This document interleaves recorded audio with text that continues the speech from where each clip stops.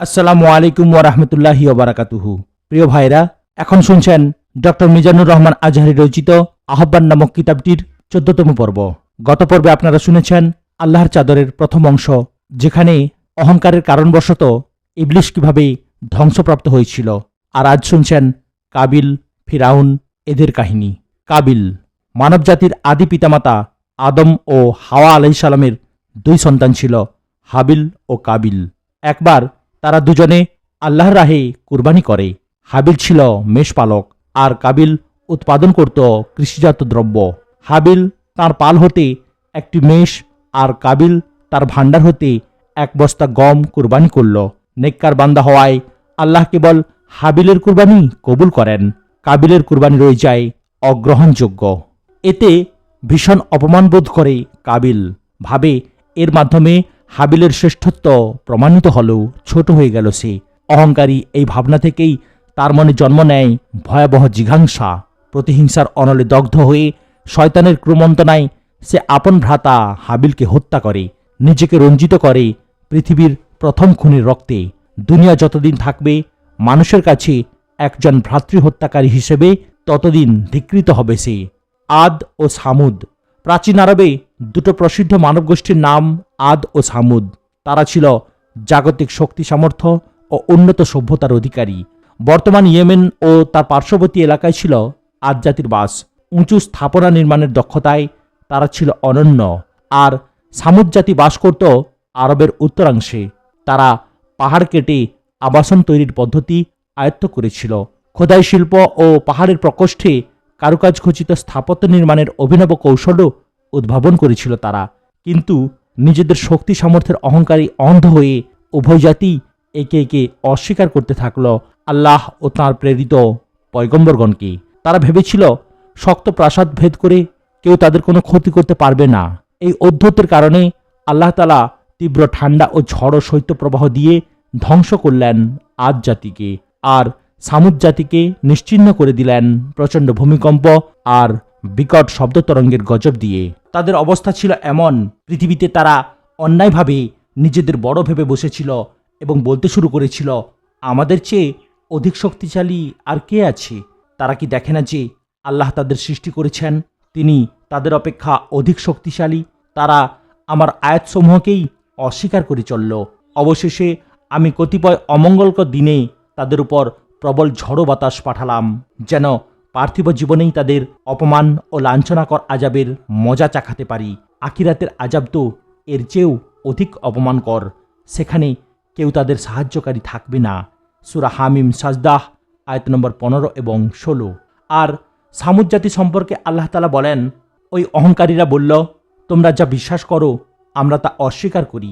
তারপর তারা সেই উটনীকে মেরে ফেলল, পূর্ণ দাম্ভিকতা সহকারে নিজেদের রবের হুকুম অমান্য করল এবং সালেহকে বলল, যদি সত্যি নবী হয়ে থাকো তাহলে নিয়ে এসো সেই আজাব যার হুমকি তুমি আমাদের দিয়ে থাকো। অবশেষে একটি প্রলয়ঙ্কর দুর্যোগ তাদের গ্রাস করল এবং তারা নিজেদের ঘরের মধ্যে মুখ থুবড়ে পড়ে রইল। সূরা আরাফ আয়াত নম্বর 76 থেকে 78। ফেরাউন। মিশরের বাদশাহ ফেরাউন শ্রেষ্ঠত্বের অহংকারে এতটাই উন্মাদ ছিল যে নিজেকে দাবি করে বসেছিল বিশ্বজাহানের প্রভু। এমনকি এই মিথ্যা প্রভুত্ব প্রতিষ্ঠার জন্য সে ভয়াবহ নির্যাতন চালাত মানুষের উপর। মহান আল্লাহ তখন মূসা আলাইহিস সালামকে পাঠান তাওহীদের বার্তা দিয়ে। মূসা আলাইহিস সালাম আল্লাহর দিকে আহ্বান করলে চরম অধ্যত্ব ও দাম্ভিকতায় প্রত্যাখ্যান করে সে। লোক ডেকে ঘোষণা দেয়, আমি তোমাদের শ্রেষ্ঠ প্রভু। এ সম্পর্কে মহান আল্লাহ পবিত্র কোরআনে বলেন, কিন্তু সে অর্থাৎ ফেরাউন মিথ্যা মনে করে প্রত্যাখ্যান করল এবং অমান্য করল। অতঃপর সে আল্লাহর বিরুদ্ধে জোর প্রচেষ্টা চালানোর জন্য সত্যের উল্টো পথে ফিরে গেল। সে সকলকে সমবেত করে জোর গলায় ঘোষণা করল, আমি তোমাদের সবচেয়ে বড় রব অর্থাৎ পালনকর্তা। অতঃপর আল্লাহ তাকে পরকাল ও ইহকালের শাস্তি দিলেন। সূরা নাজিয়াত আয়াত নম্বর 21 থেকে 25। ফেরাউনের এই আত্মঅহমিকা ও দাম্ভিকতার কারণে আল্লাহ তাআলা তাকে সদল বলে লোহিত সাগরে ডুবিয়ে মারেন। মৃত্যুর পর আল্লাহ তাআলা তার দেহটাকে নষ্ট হতে দেননি, টিকিয়ে রেখেছেন বিশেষ কুদরতে। সকল দাম্ভিক আর অহংকারীর জন্য নিদর্শনস্বরূপ আজও তার লাশের মমি মিশরের জাতীয় জাদুঘরে রয়্যাল মমিস চেম্বারে সংরক্ষিত আছে। কারুন, প্রাচুর্যের অধিকারী ও ধনাঢ্য ব্যবসায়ী কারুন ছিল মুসা আলাইহিস সালামের সম্প্রদায়ের অন্তর্ভুক্ত। মুসা আলাইহিস সালাম ও কারুনের পিতা উভয়ই ছিল পরস্পর সহোদর ভাই। আব্দুল্লাহ ইবনে আব্বাস রাদিয়াল্লাহু তাআলা আনহুর মতে কারুন ছিল মুসা আলাইহিস সালামের চাচাতো ভাই। কথিত আছে কারুনের মতো এত অধিক সম্পদ আল্লাহ দুনিয়াতে আর কাউকেই দেননি। মিশরের রাজধানী কায়রো থেকে প্রায় ৮০ কিলোমিটার দক্ষিণ পশ্চিমে ফাইয়ুম শহরে কারুন বাস করত। তবে কোনো কোনো ইতিহাসবিদ তার আবাসস্থল হিসেবে তিহ কিংবা ইরাকের নিনওয়া অঞ্চলের কথাও উল্লেখ করেছেন। অগণিত পশুর খামার, ফুলে ফলে সজ্জিত নান্দনিক বাগিচা, হীরা জহরতের অঢেল প্রাচুর্য আর আকাশচুম্বী অট্টালিকার অধিকারী ছিল সে। তার সম্প্রদায়ের বর্ণনা দিয়ে আল্লাহ তাআলা বলেন, নিশ্চয়ই কারণ ছিল মুসার কম ভুক্ত, অতঃপর সে তাদের উপর ঔদ্ধত্য প্রকাশ করে। অথচ আমি তাকে এমন ধনভাণ্ডার দান করেছিলাম যার চাবিগুলো একজন শক্তিশালী লোকের উপর ভারী হয়ে যেত। স্মরণ করো যখন তার কম তাকে বলল, দম্ভ করো না, নিশ্চয়ই আল্লাহ দাম্ভিকদের ভালোবাসেন না। সূরা কাসাস আয়াত নম্বর ৭৬। কারণ প্রথম দিকে তাওরাতে বিশ্বাসী একজন নিপাট ধার্মিক লোক ছিল বটে, কিন্তু পরবর্তী সময়ে সম্পদের লোভ আর প্রাচুর্যের অহংকার তাকে বিপথগামী করে তোলে। মুসা আলাইহিস সালাম আল্লাহর নিয়ামতের কথা স্মরণ করিয়ে দিয়ে তাকে আহ্বান করেন আল্লাহর পথে দান করতে, কিন্তু সে আল্লাহর অনুগ্রহ অস্বীকার করে দাবি তোলে আল্লাহর অনুগ্রহে নয়, বরং নিজের মেধা ও প্রচেষ্টাতেই সে সমস্ত সম্পদ অর্জন করেছে। এই প্রসঙ্গে আল্লাহ তাআলা বলেন, এতে সে বলল, এসব কিছু তো আমি যে জ্ঞান লাভ করেছি তার ভিত্তিতে আমাকে দেয়া হয়েছে। সে কি এ কথা জানত না আল্লাহ এর পূর্বে এমন বহু লোককে ধ্বংস করে দিয়েছেন যারা এর চেয়ে বেশি বাহুবল ও জনবলের অধিকারী ছিল? অপরাধীদের তো তাদের গুনাহ সম্পর্কে জিজ্ঞেস করা হয় না। সূরা কাসাস আয়াত নম্বর ৭৮। রবের অবাধ্যতা ও অহংকারের শাস্তিস্বরূপ মহান আল্লাহ তাকে মাটির নিচে ধসিয়ে দেন। আল্লাহ তাআলা বলেন, শেষ পর্যন্ত আমি তাকে ও তার ঘরকে মাটির নিচে পুঁতে ফেললাম। তখন আল্লাহর মোকাবিলায় তার সাহায্যে এগিয়ে আসার মতো সাহায্যকারী কোনো দল ছিল না এবং সে নিজেও নিজেকে সাহায্য করতে পারেনি। সূরা কাসাস আয়াত নম্বর ৮১। কারুনের ধ্বংস কিভাবে হয়েছিল এ ব্যাপারে আব্দুল্লাহ ইবনে আব্বাস রাদিয়াল্লাহু তাআলা আনহু থেকে একটি বর্ণনা তাফসিরে তাবারিতে উল্লেখ হয়েছে। তিনি বর্ণনা করেন, একদিন কারুন এক ব্যভিচারী নারীকে কিছু অর্থ দিল এই শর্তে সে জনতার সামনে প্রকাশ্যে বলবে, হে মুসা, তুমি আমার সঙ্গে ব্যভিচার করেছ।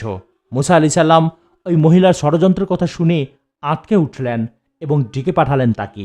এক পর্যায়ে ওই নারী স্বীকারোক্তি দেয়, কারণই তাকে অর্থের বিনিময়ে মিথ্যা অপবাদ রচনায় প্ররোচিত করেছে। সব জেনে আল্লাহর দরবারে সিজদায় পড়ে গেলেন মুসা আলাইহিস সালাম, কাঁদতে লাগলেন অঝোর ধারায়। আল্লাহ তাঁর পয়গম্বরের কাছে ওহী প্রেরণ করলেন, ভূমিকে নির্দেশ মান্য করতে বলা হয়েছে। মুসা আলাইহিস সালাম বললেন, হে ভূমি, তাকে গ্রাস করো। এতে কারুনের হাঁটু পর্যন্ত ধসে গেল। তিনি আবার বললেন, হে ভূমি, গ্রাস করো তাকে। এতে তার কোমর পর্যন্ত প্রথিত হয়ে গেল। এরপর তিনি বললেন, হে ভূমি, তাকে ধরো। তাতে তার বুক পর্যন্ত ডুবে গেল। সে বাঁচার জন্য সাহায্য কামনা করল। মুসা আলাইহিস সালাম বললেন, হে ভূমি, ধরে ফেলো তাকে। অতঃপর সে সম্পূর্ণ তলিয়ে গেল। এভাবেই কারুনের প্রাচুর্যের অহংকার নিমেষেই চূর্ণ হয়ে যায়। মানব ইতিহাসে সে রয়ে যায় অহংকারীদের জন্য এক নিদর্শন হয়ে, প্রাচীন যুগের এক অহংকারী। আবু হুরায়রা রাদিয়াল্লাহু তাআলা আনহু হতে বর্ণিত, রাসূলুল্লাহ সাল্লাল্লাহু আলাইহি ওয়াসাল্লাম পূর্ববর্তী যুগের এক অহংকারী ব্যক্তির উদাহরণ দিতে গিয়ে বলেছেন, তোমাদের পূর্বের যুগের এক লোক একটি কাপড় ও লুঙ্গি পরিধান করে এবং চুলগুলো কাঁধের উপর ঝুলিয়ে দম্ভ ভরে হাঁটছিল। তার পোশাকদ্বয় তাকে অহংকারের দিকে নিয়ে যায়। এরপর অকস্মাৎ আল্লাহ তাকে মাটির নিচে ধসিয়ে দেন। কিয়ামত অবধি এভাবে সে মাটির নিচে যেতেই থাকবে আর নাড়াচড়া করতে থাকবে এদিক সেদিক। মুসলিম 5586। আবু জাহেল। কুরাইশদের নেতা আবু জাহেল সারা জীবন দুশ্মনী করেছে বিশ্বনবীর সাথে। জমিনে আল্লাহর সার্বভৌমত্বকে অস্বীকার করেছে নেতৃত্ব হারানোর ভয়ে। আত্ম অহংকারে নিমজ্জিত হয়ে সে ভাবত, আমার মতো অভিজাত নেতা থাকতে ইয়াতিম ও অসহায় এক যুবক নবী হলো কেন? মুহাম্মদ সাল্লাল্লাহু আলাইহি সাল্লামকে নবী হিসাবে মেনে নেওয়ার অর্থ হলো নিজের প্রভাব প্রতিপত্তিকে কুরবানি দিয়ে একজন ইয়াতিমের নেতৃত্বকে মেনে নেওয়া, এটা কি আবু জাহেলের আত্মমর্যাদার সাথে সঙ্গতিপূর্ণ? এই অহমিকার প্রভাবে বিশ্বনবীর নবুয়তকে চরম অবজ্ঞার সাথে অস্বীকার করেছে। এমনকি আল্লাহ রসুল সাল্লাল্লাহু আলাইহি সাল্লামকে হত্যার ষড়যন্ত্রেও লিপ্ত হয় কয়েক দফায়। সিরাত গ্রন্থগুলোতে পাওয়া যায় আল্লাহ রসুল সাল্লাল্লাহু আলাইহি সাল্লামকে মক্কায় সবচেয়ে বেশি কষ্ট দিয়েছিল আবু জাহেল। এজন্য তার পরিণতিও হয়েছিল অত্যন্ত লজ্জাজনক। মক্কার এই প্রতাপশালী নেতা বদর যুদ্ধে ধরাশায়ী হয়েছিল আনাড়ি দুই ক্ষুদে যোদ্ধার হাতে। যেসব কারণে মনে অহংকার আসে। আল্লাহ তাআলা পৃথিবীতে আমাদের এক একজনকে পাঠিয়েছেন এক এক নিয়ামত দিয়ে।